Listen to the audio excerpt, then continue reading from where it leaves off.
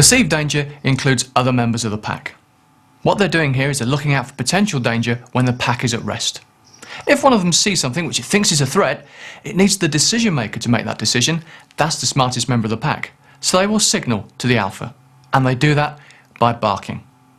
When the alpha hears that signal, it will go and have a look. And if it gets there, has a look and decides, no problem, it'll go back to what it was doing. The other one will stop barking because the reason for barking was to get the alpha there. Mission accomplished. If the alpha gets there, has a look and decides, yes, that's a problem, it will lead in its protection of the pack. That's its job. And it does it in 3 ways. 1, 2, 3. In this order. And they all begin with F, so they're easy to remember. Flight, freeze, and fight. Now, if you're at home with your dog and somebody comes to the dog has no idea who it is, what they want. But the dog thinks that's a danger. The job of the dog is not to defend you. The dog's job should be to let you know of the problem, and you'll deal with it. Let me show you what we mean. This is Festa, a Chihuahua who is very aggressive towards anyone coming to the house. She's bit the postman a number of occasions. She truly believes that life would be wonderful if you never opened that door to anybody, so you didn't go out, didn't come in, nobody came in. That would suit her. So when you, the naughty 3-year-olds, open that door and let in any old riffraff, she's, what do? I've got to show these people that this is my den, that you can't you can't be like that around my children. You've got to listen to me. So we're going to take that decision-making off her, and how we do that is when somebody knocks at the door and she barks, you're going to thank her. Her part in this pack is absolutely vital, and her part is to let you know there's perceived danger. You thank her, good girl. Pop her in another room, get your visitors in, let them settle down, you go and get her, bring her through, and you say to your visitors, do not speak to her, don't even look at her, because once you make eye contact, you're in communication. Another time I want you to be very cool and calm with her is whenever you reunite with her after a separation. And that can be in the morning when you get up. Does she get very excited when she sees you? Or does she lay in her bed? She lays in her bed. Lays in her bed. And I bet you go and say, good morning, darling. Yeah, we do. Yeah, so she goes, peel me a grape while you're at it. You see what I mean? So she really does believe she's queen. Cleopatra's got nothing on her. You know, Festa come, Festa come. Good girl. That was very brave of her. She took that from my hand. She doesn't know me. Now she's thrown in the SIT. No, I didn't ask for that. You see, it must be everything I want, not what she wants. So I'm going to come back to my seat, but watch what I do. I don't give ground to her. I don't step round her. But look how she's hopping back. She's respecting my body space. That's wonderful, because she is respecting me of her own free will. I'm going to try something. You see, she's not, because I've given her no reason to fear, she's not ducking. Yeah. Because all I've done is show her that I'm a leader, I'll let her know when, and I'm the provider. Already, in her mind, she's thinking, I like that. I feel safe. This is a good place to be. When you get up and move, does she follow you around? Literally inches from me right through the house, wherever I go. Right, what I'd like you to do then is to get up and walk just up to the kitchen, and let's see what happens. Okay. Okay? Yeah.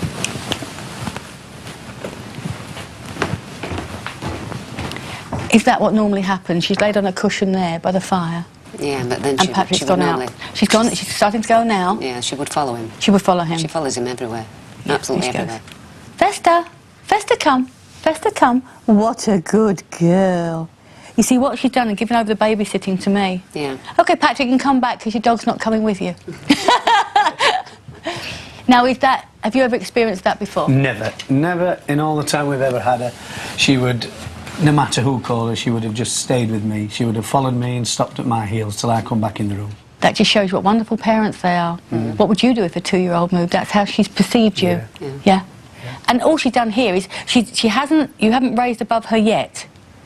And it doesn't mean she thinks more of me than you. Don't think that for a moment. What's happened is she's more or less looking at you and say, hey kids, I found somebody who can look after all of us. Mm. Yeah. You think you could live with her like this? Oh, absolutely. Massive difference. All right then, so over to you now to carry it on. So there you go, just one example of the myriad of pieces of behaviour a dog can have when it's panicking because there's something outside. Oh yeah, I mean you may know it's the postman, the milkman, Granny, but the dog has no concept of that. The dog sees the pack as needing to be kept safe, and it's going to alarm everybody to say there is danger from outside. and how you behave is going to dictate how the dog perceives the next stage. So, when your dog barks, you're going to thank it. And we mean, good dog, well done. Praise. You're not sounding upset or angry. You're actually being positive. The dog hears that. That will help. However, not all dogs will stop straight away. So if your dog's carrying on after you've thanked it, go and have a look. Show the dog, you've alerted me, I'm coming to see what the danger is. You could take the dog away from the door, for example, or if it's at the bottom of the garden, you can bring it back. However, if the dog carries on barking after that, it needs to be isolated until it's quiet. It gives it time to calm down, because if it's really panicky, you have to be the calm one. So what you're saying is, out you go until you've calmed down, then you can rejoin the pack. So the stages are to thank the dog, to go and have a look, and if necessary, to isolate.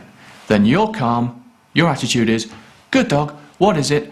Oh, please yourself. Yeah, because the thing you have to remember is that while anybody is having hysterics, you can't get any information through. The more hysterical the dog is, the more you've got to show the dog that it needs to calm down. Because what you're giving that dog is time to think for itself, why did I do that? This is the important thing. And what you will find is, every time the dog barks when somebody comes to the door and you react in this calm, authoritative way, confidence-giving, I mean, that's the most important thing, isn't it? You do give confidence to the dog. You're going over, good dog, thank you, bringing the dog away from the door, taking charge of the situation. The dog's undesirable behaviour will get shorter and shorter and shorter. You know, this is ongoing. It's not going to happen in a day. You're not going to cure it in a day. And if the dog is at the bottom of the garden, it may take a little bit longer for you to actually go and bring that dog back. But remember, calm consistency. That is what the dog needs from you. The calmer you are, the quicker you can bring the dog back to peace. And remember those magic 3 phrases. Thank, look, isolate.